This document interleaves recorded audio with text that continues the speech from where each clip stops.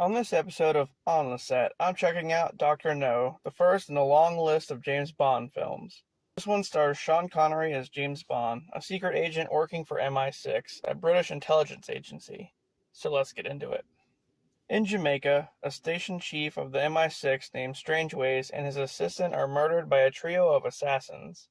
After hearing about this, the head of MI6 sends Special Agent James Bond, codenamed 007, to look into the murders, to see if it connects with Strangeways working with the CIA on a case in Cape Canaveral. When Bond arrives in Jamaica, he's greeted by a chauffeur who's actually an agent sent to kill him. Bond manages to get the best of the guy, but before he can interrogate him, the agent bites down on a cyanide-laced cigarette. Ooh, tasty.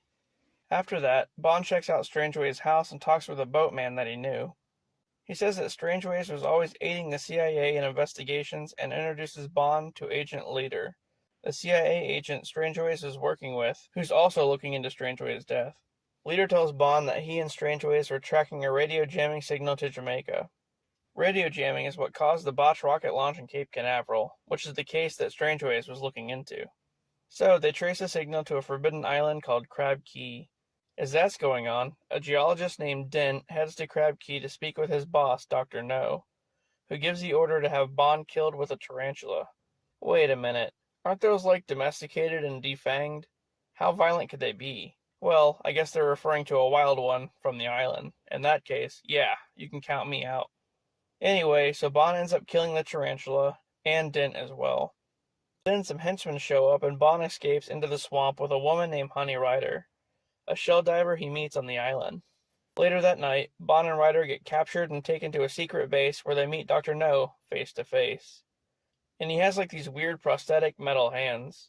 Apparently, he lost his real hands due to exposure to radiation. Bond finds out that Dr. No works for a secret organization called Spectre. Dr. No admits to the Cape Canaveral sabotage, saying that it was meant to demonstrate Spectre's power. Yeah, alright buddy, calm down with that. He asks Bond to join him, and of course, he says no. But Dr. No doesn't like that, so he has Honey Ryder taken away and Bond imprisoned. But hey, it's alright. Bond has it under control. He escapes his cell and sneaks into the base's control center disguised as a worker. Spectre plans on disrupting another launch using a radio beam which is powered by a nuclear reactor. So Bond finds the reactor and overloads it before the launch commences. Dr. No tries to stop him, but he ends up falling into the reactor and gets boiled alive. Ooh, fatality. Bond frees Ryder and they escape just as the whole base gets destroyed. Then, of course, Bond gets the girl. The end. So this one set the standard for the others down the line. Sean Connery was the first guy to play James Bond. However, Ian Fleming, who created the character, stated that Christopher Lee was the inspiration behind it. So if you think about it, Christopher Lee is literally James Bond. Anyway, that was Dr. No. Now, on to the next one.